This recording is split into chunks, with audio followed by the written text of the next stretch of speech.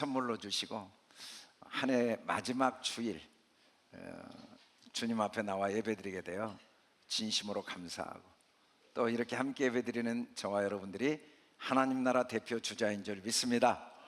아멘. 네.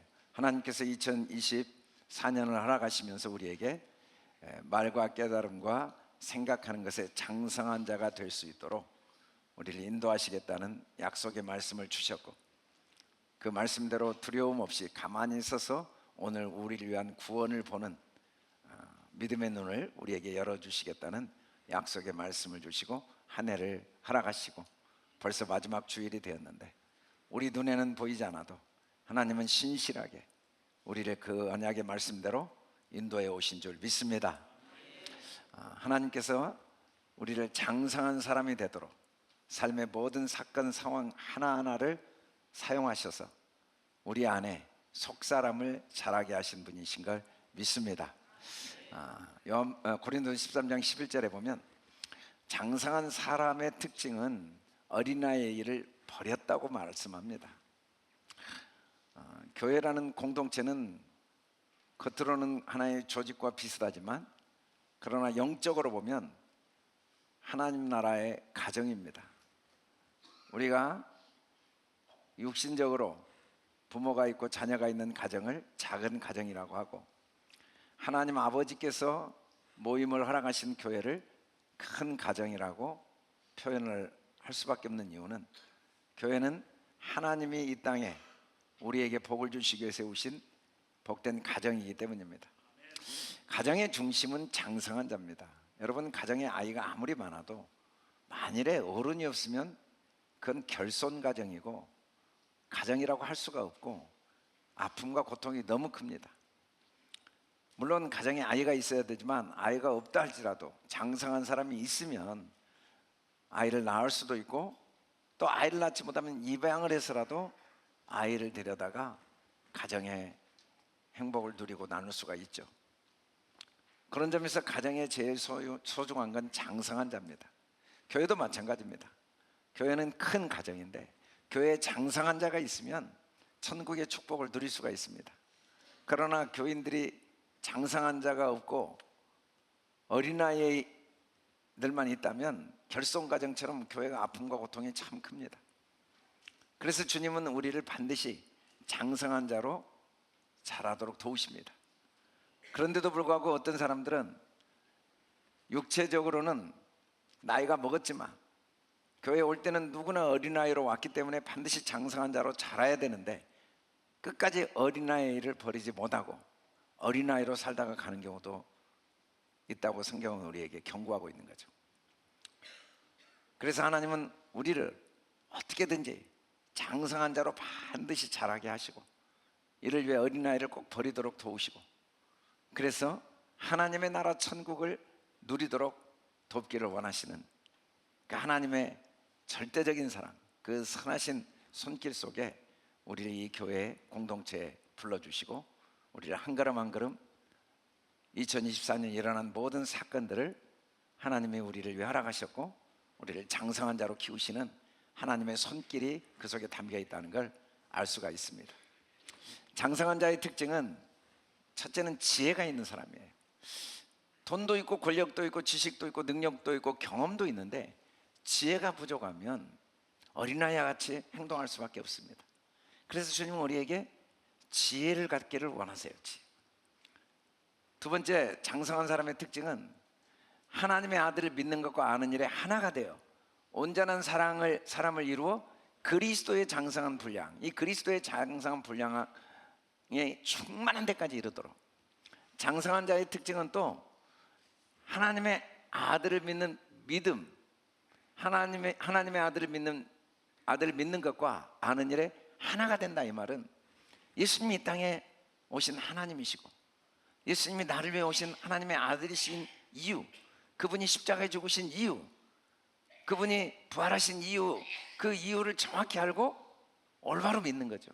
예수님을 올바로 믿는다는 건 하나님께서 이 땅에 육체로 오신 이유, 그 고난과 십자가에 죽으신 이유는 내가 누구인가를 알도록, 나를 올바로 믿도록 돕기 위해, 나를 올바로 알고 올바로 믿도록 돕기 위해 이 땅에 오셨죠. 나 한 사람을 올바로 알지 못하면 우리는 끝까지 어린아이처럼 삽니다. 사람이 뭐라고 하는가, 상황이 어떤가가 중요한 게 아니에요. 내가 누구인가가 중요하지. 남들이 나를 어떻게 알고 있고 나를 어떻게 믿느냐가 중요하지 않죠. 내가 나를 어떻게 알고 있고 내가 어떻게 나를 믿고 있느냐가 중요하죠. 이보다 중요한 게 없거든요. 장성한 자들은 그래서 사람의 말과 상황에 관심이 없습니다. 항상 나는 그 상황에 하나님의 아들답게 말하고 있는가? 나는 그 상황을 하나님의 아들답게 생각하고 있는가? 내가 누구인가?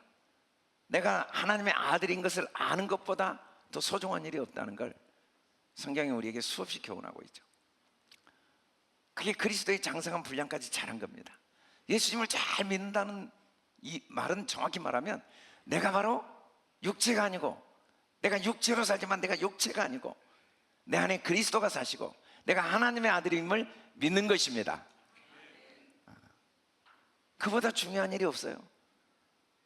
어린아이들이 아무리 소중해도 어린아이에 머물러 있고 어린아이를 버리지 못하면 삶의 아픔과 고통이 참 크고 안타깝죠. 그러나 고난과 시련이 있지만 그 시련을 통해 장성한 자가 되면 그보다 보람있고 그보다 의미 있고 가치 있는 일은 없습니다. 그런 점에서 우리는 장성한 자가 되어야 되고, 그 중에 제일 중요한 건 내가 누구인가를 아는 게 제일 중요합니다. 그래서 저도 제가 목회하면서 그걸 너무 뼈저리게 느꼈거든요. 목사인 나도 목사인 직분을 아무리 갖고 있고 목회를 해도 행복하지가 않더라고요. 내가 누구인가를 정확히 모르면, 사람과 환경과 상황에 끊임없이 흔들리는 어린아이에 머물러 있으면, 그래서 내가 누구인가를 아는 것보다 중요한 게 없다는 걸 너무 뼈저리게 경험했기 때문에 제가 우리 아이들에게 어릴 때부터 오랫동안 자주 했던 말이, 집에 들어가면 아빠라고 부를 때 항상 제가 큰 소리로 이야기했거든요. 나 네 아빠 아니야. 하나님이 네 아빠야. 하나님이 네 아빠고, 그리고 나는 그 하나님을 대신하는 아빠야. 그래서 하나님 아빠, 우리 아빠라고 불러야 대답을 했어요. 아빠하고 하면 대답을 안 했죠. 왜냐하면 제가 너무 그걸 깊이 경험했거든요. 내가 누구인가를 어릴 때부터 안다는 게 얼마나 중요한가. 내가 하나님의 아들인 걸 안다는 거, 하나님이 내 아버지이신 걸 안다는 게 얼마나 중요한가. 그걸 모르면 신앙생활이 어린아이에서 계속 머물러 있는 걸 봤어요. 환경과 사람에 너무 흔들리고 어린아이처럼. 그래서 교회가 천국의 축복을 누리지 못하는 모습. 장성한 자는 무엇보다 선악을 잘 분별하는 자라고 성경은 말합니다. 분별이 얼마나 중요합니까? 분별이라는 건 용도를 정확히 아는 거예요. 악은 악대로 하나님이 우리에게 주신 유익함이 있는 거죠. 선은 선대로 유익함이 있어요. 물론 우리가 살다 보면 손해도 있고 이익도 있습니다. 그리고 실패도 있고 성공도 있습니다. 그리고 선도 있고 악도 있어요. 잘한 일도 있고 잘못한 일도 있습니다. 전진할 때도 있고 후퇴할 때도 있고, 넘어질 때도 있고 일어날 때도 있고, 아플 때도 있고 치료받을 때도 있고, 다양한 경험을 해요. 근데 분별을 하는 사람은 그게 다 나에게 하나님이 어떤 유익을 주시기 위한 거라는 사실을 절대로 놓치지 않아요. 그래서 결국은 하나도 헛된 게 없어요. 아멘. 하나도 선하지 않는 게 없습니다. 하나도 나에게 도움이 되지 않는 게 없다는 걸 분별해내는 사람이 장성한 자죠. 구체적으로 하나님께서 우리를 이렇게 지혜롭게 만드시고 우리를 믿음에 굳게 서서 그리스도의 분량까지, 충만한 데까지 자라게 하시고, 그리고 선악을 분별하도록 도우시는 모습을 현장에서 하나님이 우리에게 출애굽기를 통해 보여주신 거죠. 같이 한번 읽어봅시다.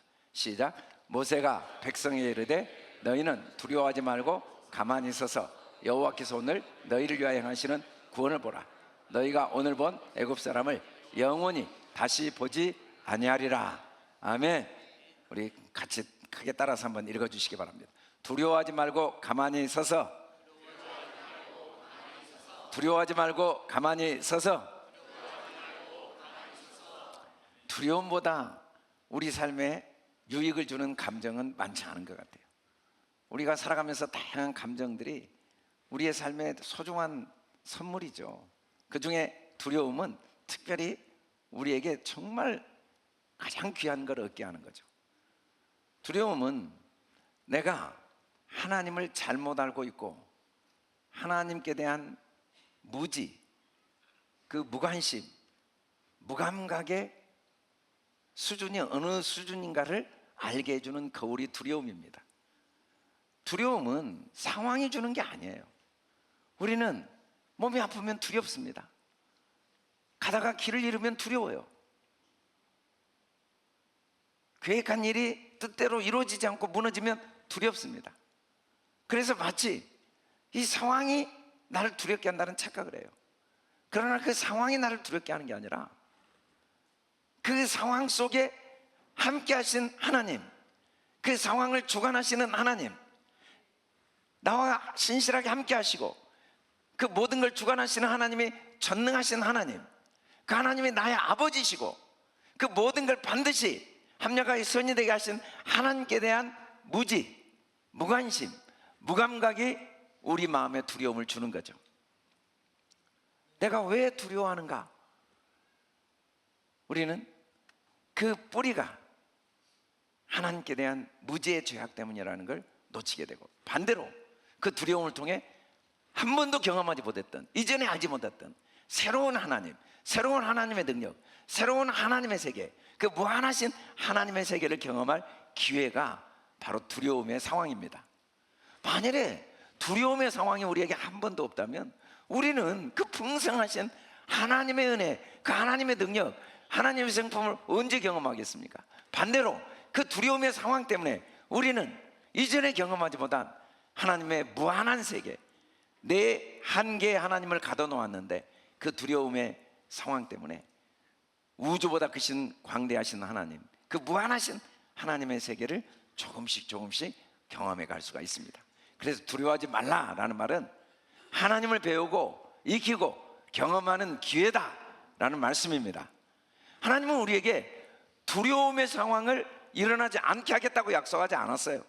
두려움의 상황이 우리 앞에 올 때 그걸 없애주겠다고 하시지 않았어요.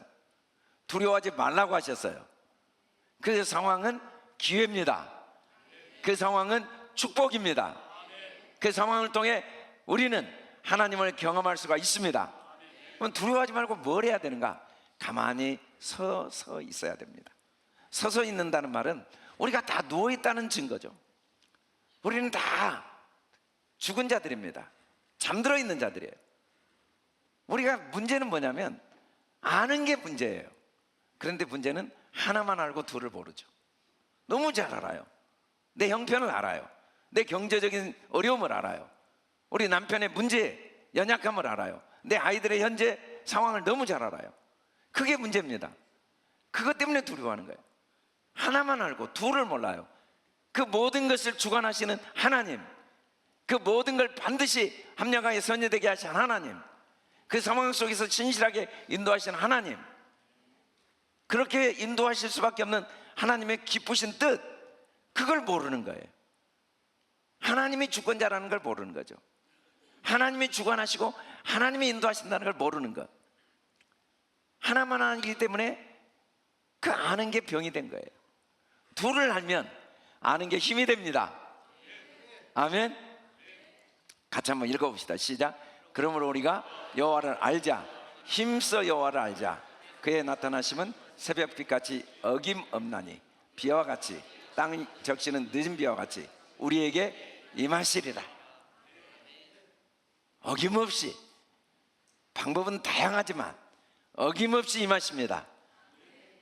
어김없이 우리를 도우십니다. 어김없이 우리를 인도하십니다. 어김없이 우리를 축복하십니다. 호세아가 볼 때 이스라엘 백성이 결국은 아수르의 포로로 끌려가는 비참한 상황에 처하게 되지만 그 상황이 문제가 아니고 끌려가지 않아도 문제고 끌려가도 문제예요. 반대로 끌려가지 않아도 괜찮지만 끌려가도 괜찮아요. 언제? 여호와를 힘써 알기만 하면. 아무리 끌려가지 않아도 여호와를 모르면 끌려가지 않은 상태에서 비참했어요. 아무리 아수르로 끌려가도 여호와를 알기만 하면 그 아수르에서 얼마든지 장성한 자의 복을 누리게 됩니다. 그래서 우리는 항상 여호와를 아는 일에 힘써야 돼요. 여호와를 안다는 건 정확히 말하면 내 생각을 먼저 살피는 겁니다. 가만히 서서 이 말은 내 생각을 먼저 잘 살피는 거예요. 우리는 상황과 환경을 먼저 살펴요. 사람과 사건을 살펴요. 그래서 항상 하나를 잘하는데 마음에 평안이 없고 두려움이 가득해요. 그러나 먼저 내 생각을 살피면 어떤 상황이어도 그 상황과 상관없이 또 다른 경험을 하게 됩니다. 또 배우게 됩니다. 또 깨닫게 됩니다. 또 성장하게 됩니다. 장성한 자는 그래서 항상 하나만 알지 않고 둘을 알기 위해 노력하는 거죠.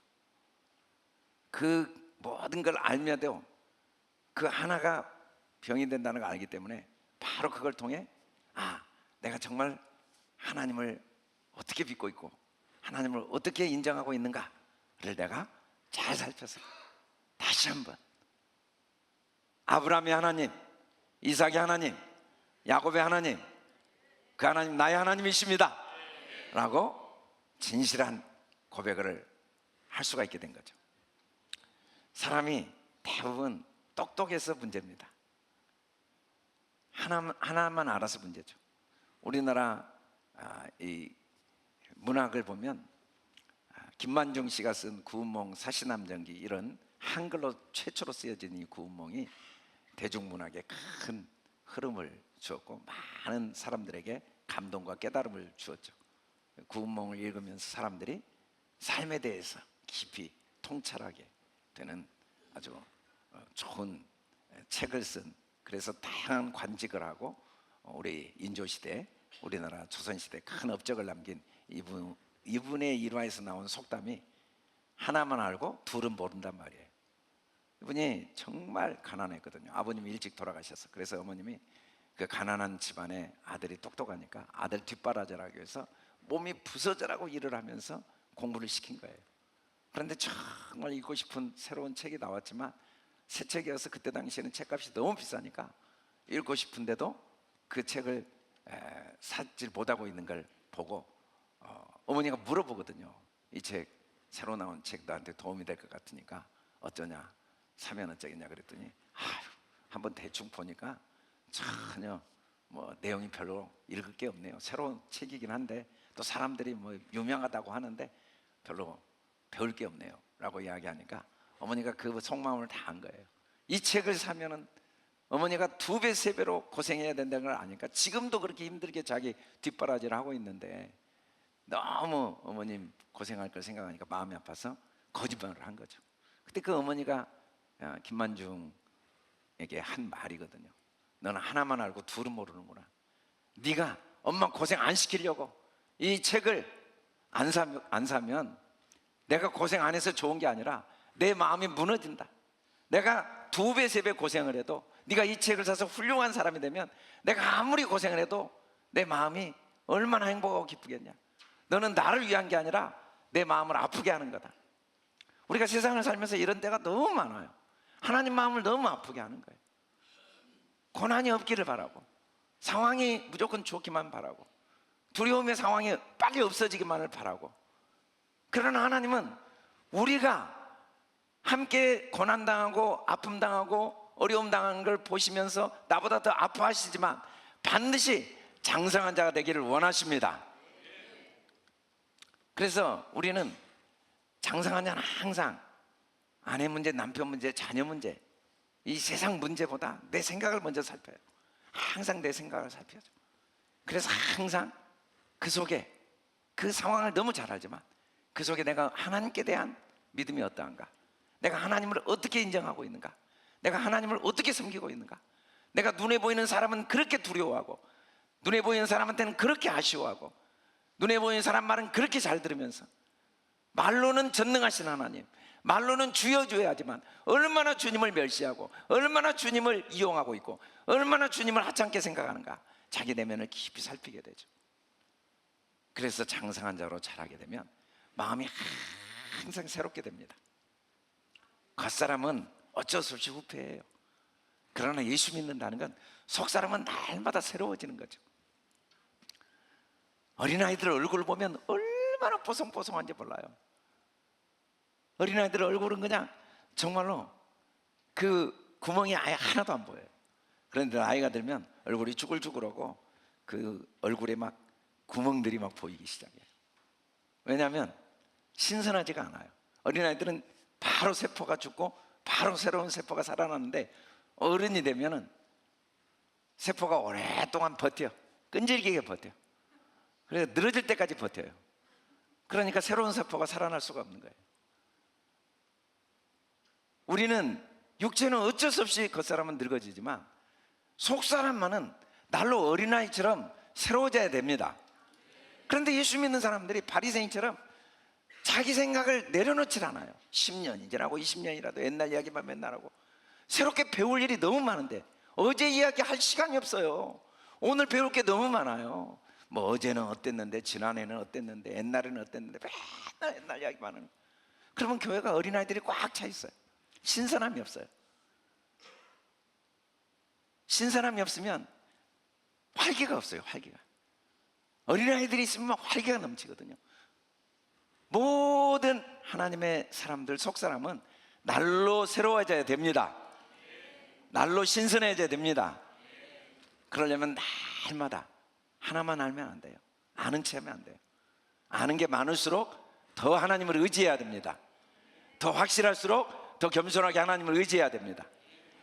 내가 아는 게 아무리 많아도 그건 어리석고 그건 미련한 거예요. 그건 다 육신에 속한 거예요. 그건 다 변하는 거예요. 영으로 알고 진리로 알면 우리 마음이 날로 날로 신선해집니다. 날로 날로 속사람이 새로워지죠. 끊임없이 배우니까. 두려움은 하나님의 은혜를 배울 기회입니다. 우리 크게 한번 읽어봅시다. 시작. 나의 생각을 잘 살펴서 영과 진리로 생각하여 날로 새로워지자. 아멘. 다시 한번 시작. 나의 생각을 잘 살펴서 영과 진리로 생각하여 날로 새로워지자. 아멘. 2024년 한 해 우리를 두려워하지 않고 가만히 서서 우리 마음을 살피고 우리 속사람이 새롭게 날로 날로 장성하게 하신 주님을 찬양합니다. 우리에게 일어난 모든 사건 속에는 우리가 이해가 안 되고 우리가 원하지 않는 일이 있었지만 포기할 수 없는 나를 장성케 하고자 하시는 하나님의 손길이 있었음을 오늘 성경은 우리에게 분명히 말씀합니다. 아멘. 우리 크게 다시 한번 읽어봅시다. 시작. 오늘 여호와께서 너희를 위하여 하시는 구원을 보라. 다시 한번 시작. 오늘 여호와께서 너희를 위하여 행하시는 구원을 보라. 아멘. 우리 속 사람을 잘 살피고 영과 진리로 내 생각을 살피고 영으로 바라보면 구원이 보이게 됩니다. 마음이 날로 날로 속 사람이 새로워진 사람은 반드시 구원을 보게 됩니다. 오늘 나를 위해 행하시는 구원을 볼 수가 있게 됩니다. 구원을 본다는 건 하나님의 사랑과 선하신 손길을 깨닫는 거죠. 사람이 장성하기 위해서는 반드시 우리가 깨달음이 있어야 돼요. 깨닫는단 말은 다른 말로 하면 깨어지는 거거든요. 깨어지는 거예요. 깨어지지 않으면 깨달을 수가 없어요. 우리가 새 사람이 되기 위해서는 내가 죽어야 되고 구체적으로 내 생각이 깨어져야 됩니다. 우리의 모든 부정적인 생각은 하나도 옳은 게 없어요. 그게 아무리 객관적인 사실이고 만인이 다 똑같은 말을 해도 그건 거짓말입니다. 부정은 다 거짓이에요. 기뻐하는 일, 감사하는 일, 그건 하나님의 뜻입니다. 그건 진실입니다. 그건 진리입니다. 우리의 모든 부정적인 생각은 깨져야 될 죄악된 생각입니다. 구원을 본다는 건 그래서 상황이 어떠하건 그 상황을 통해 하나님이 반드시 나에게 주시고자 하시는 사랑이 있고 그 모든 상황은 하나님의 선하신 손길, 돌아가는 길도 하나님의 선하신 손길입니다. 굽어가는 길도 하나님의 선하신 손길입니다. 같이 한번 읽어봅시다. 시작. 여호와께서 사무엘에게 이르시되 그의 용모와 길을 보지 말라. 내가 이미 그를 버렸노라. 내가 보는 것은 사람과 같지 아니하니 사람은 외모를 보거니와 나 여호와는 중심을 보느니라 하시더라. 하나님은 중심을 보신다고 그래요. 이 중심을 보신다라는 말은, 하나님의 중심은 상황이 중요하지가 않아요. 겉으로는 사무엘이 볼 때 첫째부터 둘째, 셋째 왕의 자격이 충분히 있다고 본 거예요. 그런데 주님은 그들을 다 물리치시고 도저히 왕의 자격이 있어 보이지 않는 막내, 그 목동 부모도 이 아이는 도저히 왕으로는 아예 자격이 없으니까 왕이 누구인지를 선별하는 그 자리에 부르지도 않았던 그 다윗을 하나님이 왕으로 세우신 이유는, 하나님의 눈으로 보면 왕이 될 수 없는 사람이 하나도 없다는 걸 우리에게 보이신 겁니다. 그래서 다윗도 내가 무엇이 간데 나를 이스라엘의 주권자가 되게 하셨습니까? 우리는 눈이 열려 있지만 다 감겨 있어요. 예수님이 요한복음 9장에서 너희가 소경이다, 왜냐하면 본다고 하니까, 그걸 눈뜬 장님이라고 하죠. 우리는 다 눈뜬 장님들이에요. 우리가 보는 건요, 겉모습만 보면은 그건 본 게 아니에요.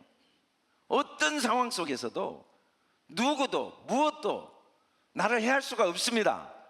나를 불행하게 할 수가 없습니다. 왜냐하면 그 누구도 그 무엇도 하나님의 손 안에 있습니다. 하나님의 인도하심이 안에 있습니다. 지나고 보면 그게 반드시 나에게 필요한 사건이었습니다. 지나고 보면 반드시 필요한 사람이었습니다. 그건 변할 수 없는 진리입니다. 킴 웍스라는 이 여자분이 지난번에 우리가 영상에 본 것처럼 빌리그레암 전도 집회에 찬양을 맡았던 위대한 찬양 사역자예요. 그분은 6.25 때 전쟁터에 부모를 다 잃었거든요. 파편에 눈을 잃어서 장님이 된 거예요. 그래서 미국에 입양을 갔는데 하나님의 특별한 은혜로 오스트리아에서 성악을 공부하고 성악가가 된 그에게 하나님의 은혜가 임해서 그 빌리그레암 목사님의 사역에 찬양 사역자로 일생 동안 전 세계를 다니며 복음을 증거하는 사역을 했거든요. 근데 그분이 하신 간증을 우리가 그때 영상에 보면 이런 간증을 해요. 사람들은 나에게 눈이 감겨 있기 때문에 100m 앞에 무엇이 있다고 절대 말하지 않습니다. 항상 내 발 앞에 돌이 있습니다. 내 발 앞에 문이 있습니다. 내 발 앞에 가림막이 있습니다. 내 발 앞에만 이야기해주고 나는 그 말만 믿고 한 걸음 한 걸음 걸어가면 전 세계를 다니게 된다고. 돌아가는 길이어도 하나님을 믿어야 됩니다. 그 하나님의 손이 날 인도하고 계세요. 아멘. 눈뜬 장님이 되면 안 됩니다. 구원을 본다는 건 하나님의 사랑, 그 하나님의 선하신 손길을 절대적으로 믿고, 사람이 나를 어떻게 할 수가 없습니다. 이 사건 속에도 하나님이 나를 인도하신 손길이 있습니다. 하나님이 없이 이 땅에 이루어진 일이 있겠습니까? 하나님이 허락하시지 않는데 이 땅에 일어나는 일이 있겠습니까? 그건 불가능한 일입니다. 아멘. 그래서 장성한 자는 항상 그럼에도 불구하고 하나님의 손길을 봅니다. 하나님의 사랑의 손길을 봅니다. 하나님의 선한 손길을 봅니다. 그럴 때 우리는 마음에 항상 안정감을 유지하게 되죠. 마음이 안정적인 사람들은, 장성한 사람들은 저절로 서로에게 힘과 위로를 공급할 수가 있습니다. 내 마음이 불안하면 자녀들을 제대로 양육할 수가 없어요. 아이들은 끊임없이 조변 섞게, 진짜 뭐 어떨 때는 뭐 엄마 사랑해, 엄마 너무 좋아, 그리고는 바로 조금 있다 엄마 싫어, 아빠 싫어, 이게 아이들이거든요. 그 아이들이 싫어라는 말을 엄마 아빠한테 제일 많이 해요. 지나가는 아저씨한테 싫어 그러지 않아요. 그런 것처럼 우리도 어린아이들은 매일 예배 때마다 하나님께 제일 많이 말해요. 힘들어요. 하나님 어쩌라고요? 싫어요. 괴로워요. 왜 나를 이 길 가게 하는 거예요? 왜 나를 이렇게 두는 거예요? 나보고 어쩌라고요? 나도 몰라요. 하나님 계속 불평하고 원망을 해요. 그렇게 하나님은 사랑합니다, 하나님 감사합니다 하다가 조금만 상황이 어려우면 하나님 싫어요. 나 모르겠어요. 나 이제 기도 안 해요. 나 이제 예배 안 드려요. 나 이제 믿음으로 안 살 거예요. 이게 어린아이들이에요. 그러나 장성한 자들은 내 뜻대로 안 됐지만 오히려 그걸 감사한 거예요. 내 뜻대로 됐다면 좋을 것 같지만 아이들이 제일 싫어하는 게 부모인 이유는 자기 뜻을 맞기 때문에 그래요. 사탄 계속 먹는다는데 안 되거든요. 저도 미안하죠. 제가 내 인생을 이렇게 뒤돌아보면 부모님하고 장모님, 장인어른한테 아픔을 많이 줬어요. 아이들 데리고 가면 막 뭐 사탕도 주고 막 원하는 걸 다 들어줘요. 버릇 없어지게. 그럼 제가 와서 사정없이 애들 뭐라고 하다가도 안 되니까 아버님이나 장모님한테 이제 그만하세요. 제가 데리고 갈게요 하고 화를 낼 때도 있었어요. 지금 생각하면 참 미안해요. 왜냐하면 우리 애들이 저한테 아빠 그만해 그래도 계속 저 하거든요. 내가 당하는 고난은 아니니까 그냥 저는 너희들이 알아서 훈련하고 나는 줄 한번 주고 원하는 대로 다 들어주고 있어요. 그래서 저한테는 화를 안 내죠. 근데 부모한테는 그렇게 좋아하면서도 엄마 싫어 아빠 싫어 하거든요. 우리도 마찬가지예요.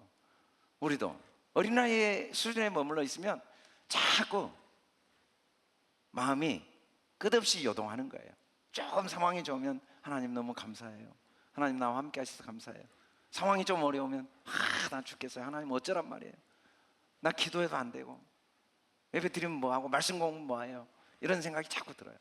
그러나 장성한 자가 되면은 하나님이 우리 중심을 다 보시고 나의 모든 상황을 다 하시고 내 형편을 다 하시고 그리고 이 모든 것이 나를 위해 주님이 그의 사랑의 손길, 선한 손길로 인도하심을 확신하기 때문에 흔들리지가 않고 마음이 항상 고통스럽지만 돌아가는 길이지만 포로로 끌려가는 길이지만 감옥으로 가는 길이지만 로마를 가는 길이 감옥에 가는 길인 줄 알지만 그 길을 안정감을 갖고 가는 게 장성한 자죠. 같이 한번 읽어봅시다. 시작. 하나님의 사랑과 선하신 뜻을 깨달아 중심이 안정된 사람이 되자.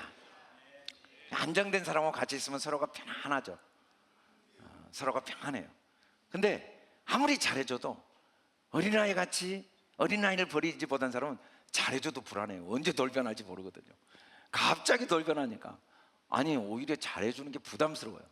차라리 잘해주질 말든지 좀 잘해주다가 갑자기 막 돌변해가지고 애들이 그러잖아요. 잘해주죠. 막 엄마 없이는 못 살아다 갑자기 울고 떼부리는.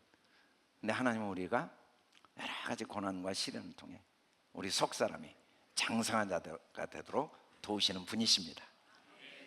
우리는 도대체 1년 동안 되게 끝없이 많은 사건들이 그 모든 시간 모든 상황들이 왜 내게 일어났을까 아무 생각 없이 지내왔지만 하나님은 그 모든 사건 하나하나가 내 속 사람이 안정된 사람, 내 눈이 열려서 어떤 상황 속에서도 하나님의 구원을 보는 사람, 장성한 사람이 되도록 더 귀한 목적을 가지고 우리의 삶의 모든 사건을 알아가신 줄 믿습니다. 우리를 구원을 보는 장성한 자로 키우신 주님을 찬양합니다. 계속해서 읽어봅시다. 시작. 오늘 본 애굽 사람을 영원히 다시 보지 아니하리라. 다시 한번 시작. 오늘 본 애굽 사람을 영원히 다시 보지 아니하리라. 애굽 사람은 누구나 삶에서 겪고 있는 고난, 시련, 아픔, 고통, 큰 문제들이 애굽 사람입니다. 지금 애굽 사람들이 오랫동안 그들을 노예 생활하게 하고 하나님의 크신 능력으로 출애굽했는데 또 주기로 말병거로 따라오고 있어요. 얼마나 고통스럽고 얼마나 견딜 수 없는 큰 산입니까? 그런데 이 애굽 사람을 영원히 다시 보지 아니하리라 그래요. 영원이란 말은 영원히 다시 보지 아니하리라, 이 말은 정확히 말하면 애굽 사람을 영원으로 보게 되리라 라는 의미거든요. 영원이란 말 자체가 올람이라는, 이 아드 올람이란 말이 하나님의 축복을 의미합니다. 하나님이 영원히 우리를 사랑하신다는 말은 하나님의 사랑으로 우리를 사랑하시는 거예요. 우리가 원하는 축복이 있죠. 그러나 하나님이 우리에게 주시기를 원하시는 축복은 우리가 원하는 것과 달라요. 하나님은 우리에게 참된 복을 주시기를 원하십니다. 환경과 상황이 빼앗을 수 없는 복, 그 무엇도 빼앗을 수 없는 참된 복을 주시기를 원하십니다. 영원한 복을 주시기를 원하십니다. 그게 바로 영의 복이거든요. 영적인 복. 그래서 애굽 사람을 영원히 다시 보지 아니하리라 라는 말은 애굽 사람을 하나님의 축복으로 보게 해주리라 라는 말씀이에요. 우리가 살면서 우리의 삶에 일어나는 모든 사건 속에는 반드시 하나님의 축복이 담겨 있습니다. 그래서 성숙한 사람들은 그 속에 하나님의 축복을 발견하기 때문에 좌로 치우치질 않아요. 우로 치우치질 않아요. 항상 견고하고 흔들리지 않습니다. 같이 한번 읽어봅시다. 시작. 너희로 지극히 선한 것을 분별하여 또 진실하여 허물 없이 그리스도의 날까지 이루고. 지극히 선한 걸 분별하도록 사도 바울이 빌립보 성도들에게 하나님이 어떻게 인도하시는가를 이야기하고 있죠. 그러니까 빌립보 성도들이 갈등이 너무 심한 거예요. 바울이 감옥에 갇히니까 바울을 따랐던 사람들은 어떻게 우리 이 목사가 담임 목사가 감옥에 갇혔는데 우리가 가만히 있을 수 있느냐? 모두가 이전에 가만히 있던 사람들도 막 열정을 내서 전도를 하고 막 시간을 들이고 마음을 들이고 물질을 들이고 헌신해요. 그런데 또 일부 사람들은, 바울을 반대했던 사람들은 이때도 하고, 바울이 사도면, 바울이 진짜 목사면 어떻게 감옥에 갇히겠냐? 바울이 진짜 하나님의 사람이면 하나님이 어떻게 감옥에 갇히게 하겠느냐? 바울은 사도가 아니다, 바울은 목사가 아니다 하고 바울을 비난하는 사람들. 그래서 교회가 분열이 일어나는 거예요. 갈등이 일어나고, 그 소식을 감옥에서 바울이 듣고 빌립보 성도들에게 쓴 편지가 빌립보서입니다. 그런데 바울은 그 이야기를 듣고 제일 먼저 하는 일이, 내가 하나님께 감사하고 또 너희들을 생각할 때 너무 기쁘고 너무 기뻐한다. 왜냐하면 그 모든 것들을 통해 하나님은 그들을 장성한 자로 자라게 하시는데, 구체적으로 그들이 이제는 선한 것을 분별하는 사람, 그래서 진실하며 허물이 없이 그리스도의 날까지 이르게 하는 하나님의 계획이 있다라고 말합니다. 여러분, 지극히 선한 건 딱 하나예요. 지극히 선한 것. 진짜 애굽 사람을 영원히 다시 보지 않고 그 모든 것 속에 하나님의 축복이 담겨 있는 걸 본다는 건 구체적으로 뭔가 같이 한번 읽어봅시다. 시작. 무릇 더러운 말은 너희 입 밖에도 대지 말고 오직 덕을 세우는 데 소용되는 대로 선한 말을 하여 듣는 자들에게 은혜를 끼치게 하라. 다시 한번 읽읍시다. 시작. 무릇 더러운 말은 너희 입 밖에도 내지 말고 오직 덕을 세우는 데 소용되는 대로 선한 말을 하여 듣는 자들에게 은혜를 끼치게 하라. 지극히 선한 것을 분별한다. 선한 말을 하는 건데, 선한 말은 세우는데 필요하게, 세우기 위한 목적을 가지고, 그러면 결국은 서로 은혜가 됩니다. 서로 견고한 자들은요, 서로 저절로 한마디 툭 던졌는데 그 한마디가 힘을 줘요. 그냥 한마디 지나가면서 했는데도 그 말이 묘하게 힘을 줘요. 그런데 어린아이들은, 겉사람은 나이가 많은데 신앙 연륜이 있는데 속사람이 장성하지 않는 사람들은 말은 정확히 해요. 말은 다 맞는 말인데 듣고 나면 묘하게 마음에 아픔이 있고 상처를 받고, 틀린 말은 아니에요. 다 맞는 말인데 세우는 게 아니라 은근히 무시하고 은근히 비난하고, 기도한다고 하는데 말로는 기도인데 은근히 정죄하고 은근히 판단하고 은근히 나는 너보다 낫다, 너는 뭔가 문제가 있다, 이런 말을 저절로 하게 돼요. 교회가 어린아이들이 많으면 겉으로는 다 그럴듯해요. 다 성경 이야기하고 다 뭐 옳은 이야기 하는데 신기하게 사람들이 마음에 자꾸 힘이 생기질 않아요. 말을 하고 나면 말이 틀린 건 아닌데 힘이 빠지고 자꾸 은혜가 없어져요. 그리고 화가 나고 짜증이 나고 낙심이 되고, 뭐 내용은 다 맞는 말인데 괜히 그럼 너는 안 그래? 그런 생각이 들고, 그래 내가 문제가 있지, 하나님이 나 같은 걸 어떻게 사랑하시겠어? 그런 생각이 들 수밖에 없는 게 어린아이의 말이에요. 그러나 장성한 자들은 항상 좌로 치우치지 않아요. 우로 치우치지 않아요. 어떤 사건도 그 속에 하나님의 나를 향한 축복이 있다는 걸 알아요.